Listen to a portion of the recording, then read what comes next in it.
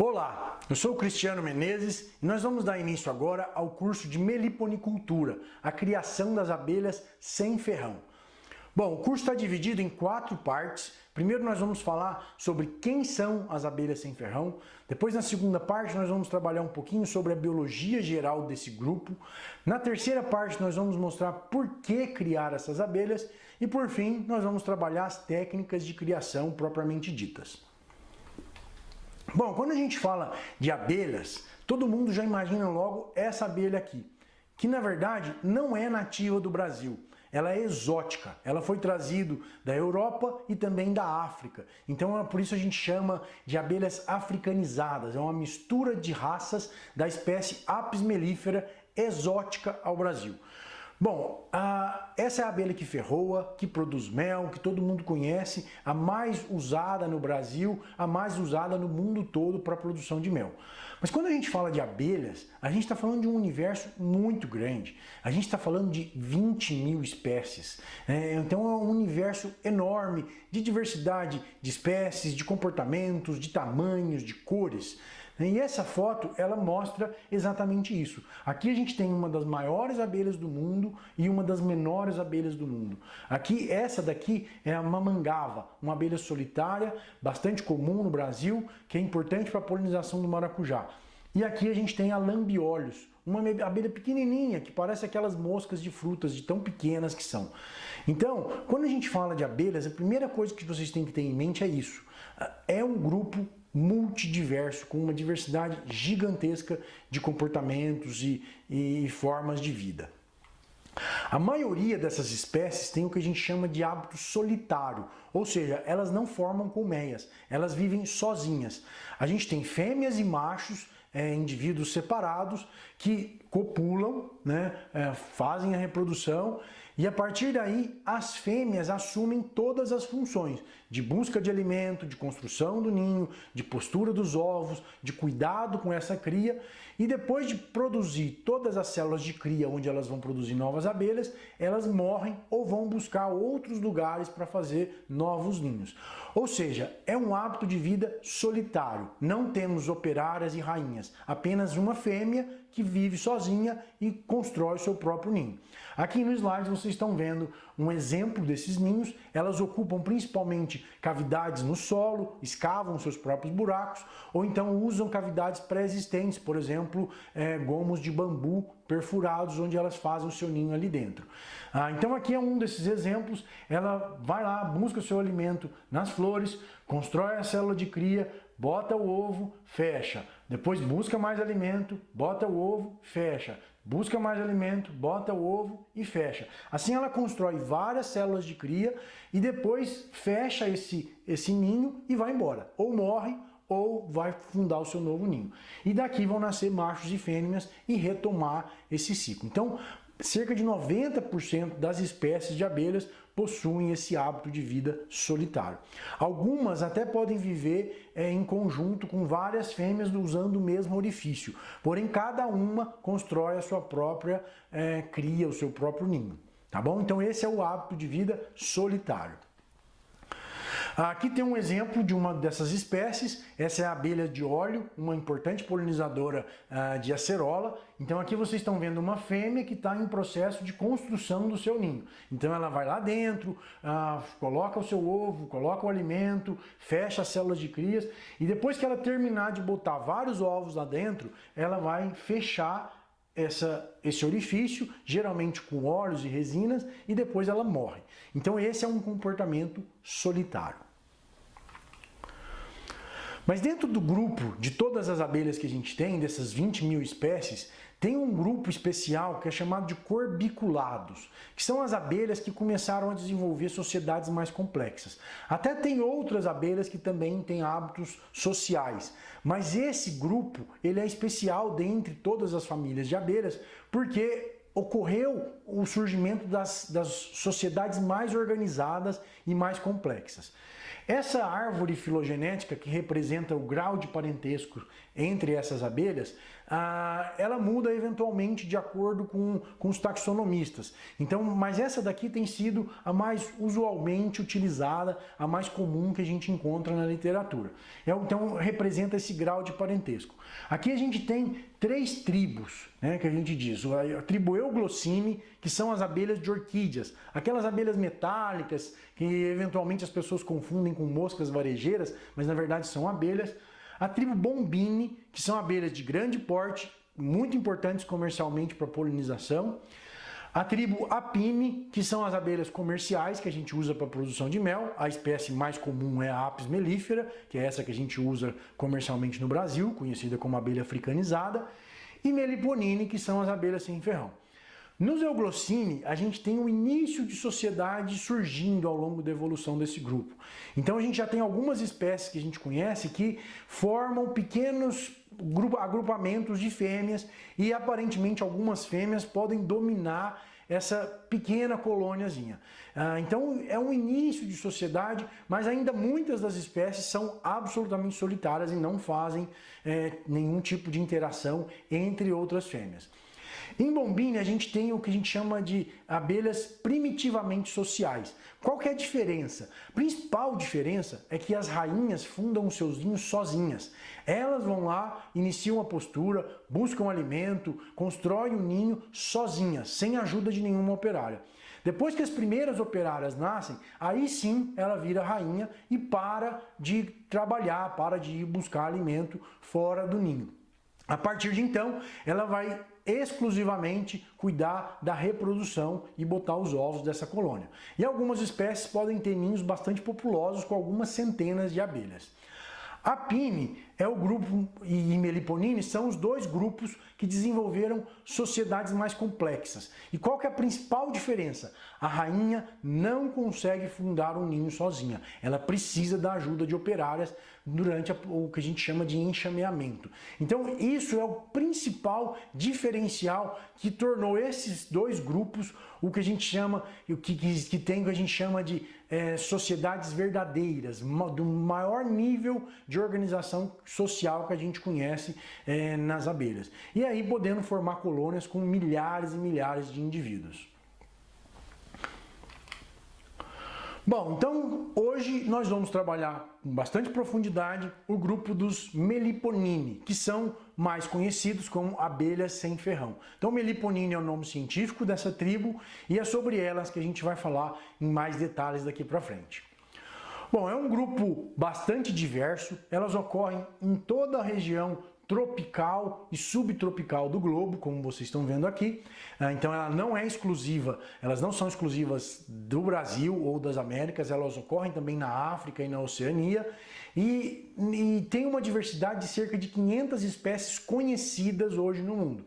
Obviamente ainda existem espécies para serem descritas, mas ao todo a gente já conhece cerca de 500 espécies diferentes.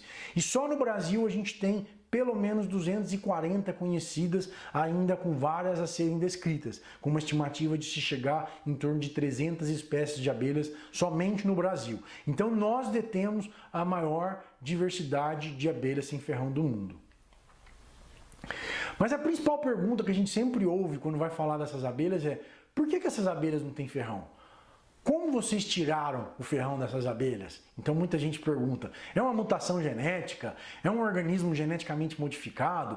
Não é nada disso, gente. Essas abelhas perderam a capacidade de ferroar ao longo da evolução.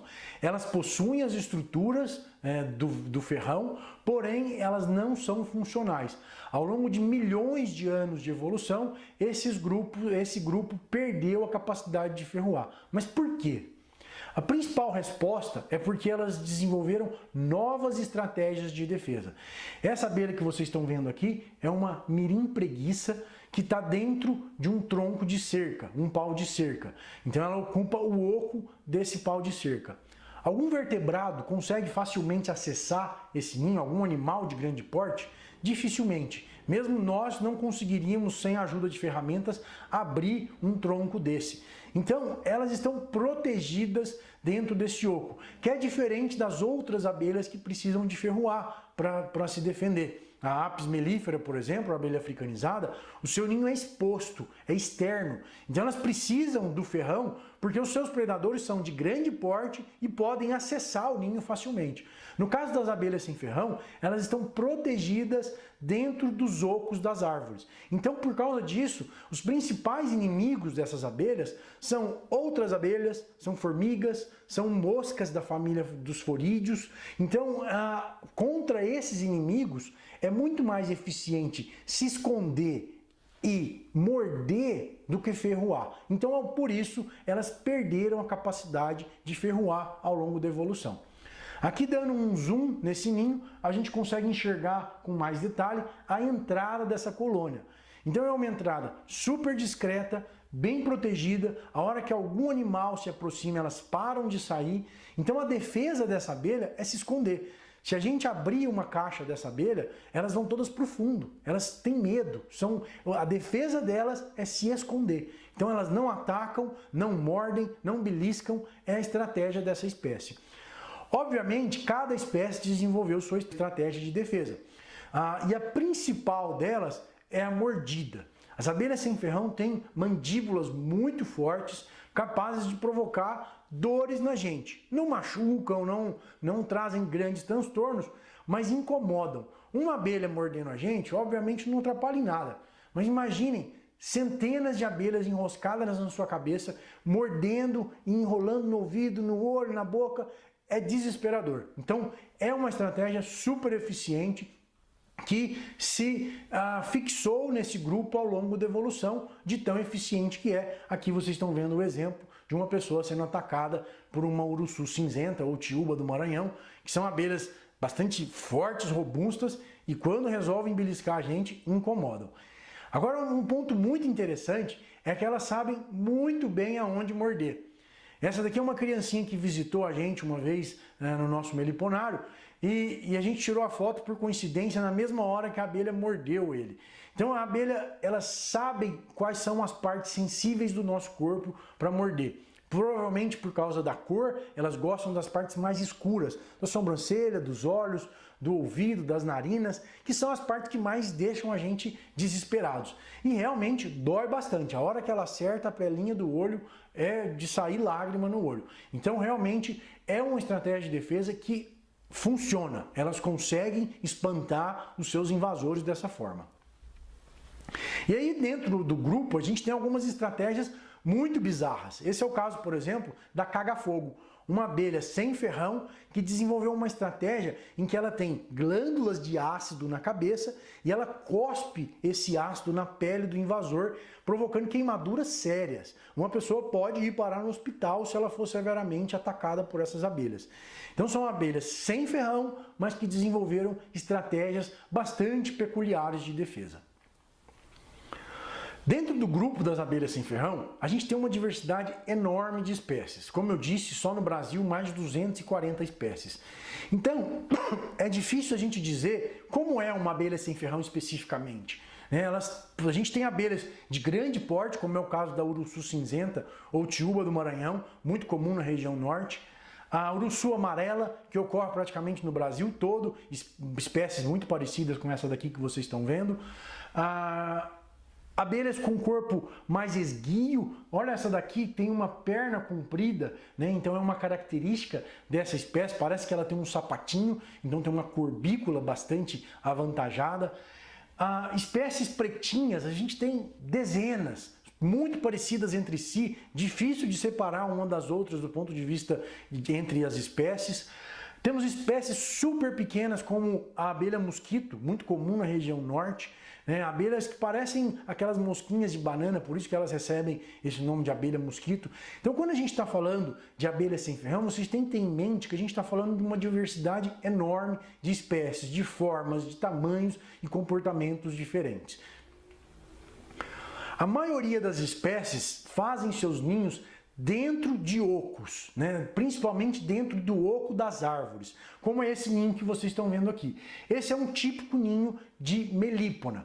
A gente tem aqui a parte da cria, onde as abelhas botam os seus filhotes, os seus ovos e vão nascer novas abelhas. Aqui a gente tem os potes de alimento, onde elas vão estocar pólen e mel. Então, diferentemente das abelhas africanizadas, elas não fazem favos de mel, mas sim potes de mel.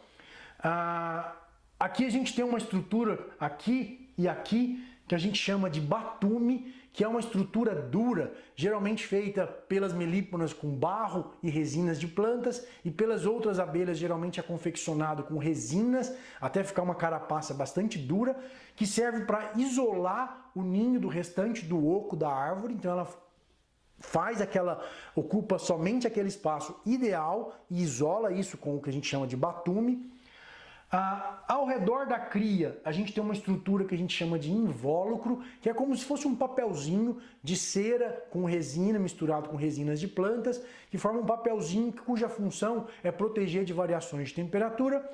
E aqui a gente tem a entrada, que é geralmente um orifício ornamentado. Então, cada abelha sem ferrão faz uma entrada característica da sua espécie, com um tamanho característico, com a forma característica e utilizando os materiais característicos daquela espécie. Os índios já sabiam reconhecer a maioria das abelhas de relevância para eles só com base na entrada, porque cada uma faz sua entrada de uma forma diferente.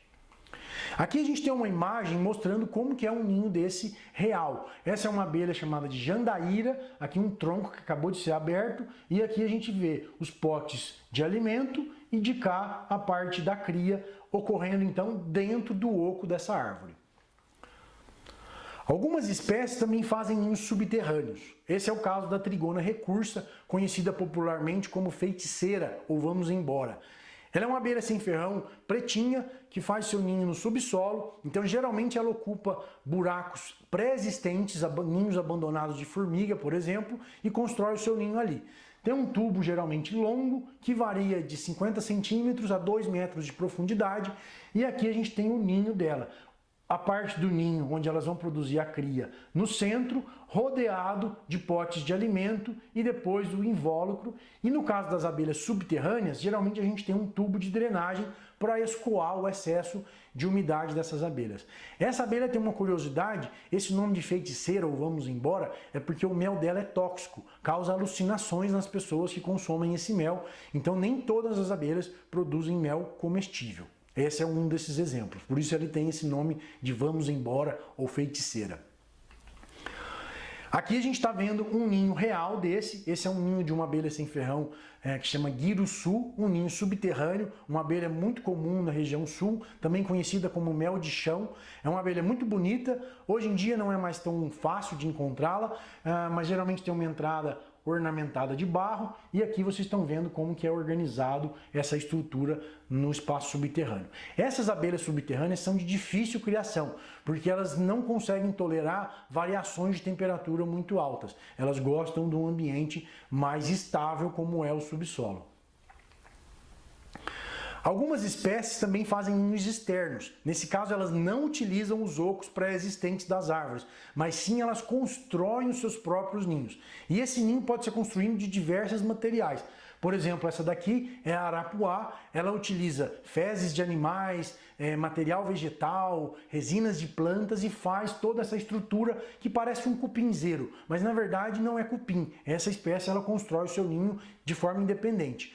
Temos outras espécies que fazem seu ninho dentro de cupinzeiros, outras espécies que constroem um ninho de barro, como é o caso da partamona, ou conhecida também como boca de sapo. Então tem várias espécies que constroem os seus próprios ninhos aéreos. Geralmente essas espécies são extremamente agressivas, afinal o seu ninho está exposto a grandes predadores. Então geralmente tem populações grandes e são muito agressivas. A gente também tem no grupo das abelhas sem ferrão uma diversidade muito grande de arquitetura de ninho. Veja essa abelha, por exemplo. Essa daqui é a lambiolhos, uma das abelhas mais bonitas que a gente tem, um dos ninhos mais bonitos que a gente tem. Ele é construído em forma de cacho. Cada bolinha dessa que vocês estão vendo é uma célula de cria, conectados por finos filamentos de cera. Então é uma abelha que faz o seu ninho em forma de cacho, uma arquitetura bastante peculiar. Mas a maioria das espécies faz favos regulares, favos de cria regulares como esses que vocês estão vendo aqui. Elas vão construindo uma bolinha do lado da outra, formando bolachinhas, uma em cima da outra, horizontais e bastante organizadas. É o formato mais comum que a gente encontra nas melíponas e em várias outras abelhas sem ferrão. Bom, a conclusão dessa primeira parte, a mensagem que eu gostaria de passar para vocês é que quando a gente está falando de abelha sem ferrão, não é uma única espécie como no caso da apicultura, que é a Apis mellifera. A criação das abelhas sem ferrão envolve um grupo muito diverso, com características peculiares, e cada espécie se comporta de uma forma diferente, possui um tamanho de caixa diferente, possui um tipo de mel diferente, produtos peculiares. Então, ao mesmo tempo que isso é uma vantagem, uma coisa muito interessante da meliponicultura, é um problema, porque a gente não tem uma padronização, uma regra única. Se eu falar para vocês que tal coisa a caixa melhor, por exemplo, é essa, eu corro um risco muito grande de estar errado, porque existe uma diversidade de espécies muito grande. Então, essa é a mensagem que eu queria passar para vocês, que quando nós estamos falando de meliponicultura, nós estamos falando de um sistema de criação ainda em desenvolvimento, com muitos desafios ainda pela frente e com técnicas ainda não padronizadas. E tudo que a gente falar tem sempre uma exceção, tem sempre uma pessoa que faz diferente em outro lugar e dá certo. Então, essa é a característica principal da meliponicultura. A gente ainda tem muito desafio pela frente, precisamos padronizar as técnicas para cada espécie, precisamos otimizar os processos de criação, mas por outro lado é uma riqueza nossa, brasileira, produtos peculiares, ímpares, que só nós temos. Então essa é a grande vantagem dessa atividade incrível que vocês vão conhecer em mais detalhes a cada dia. Muito obrigado pela atenção e até o próximo curso em breve.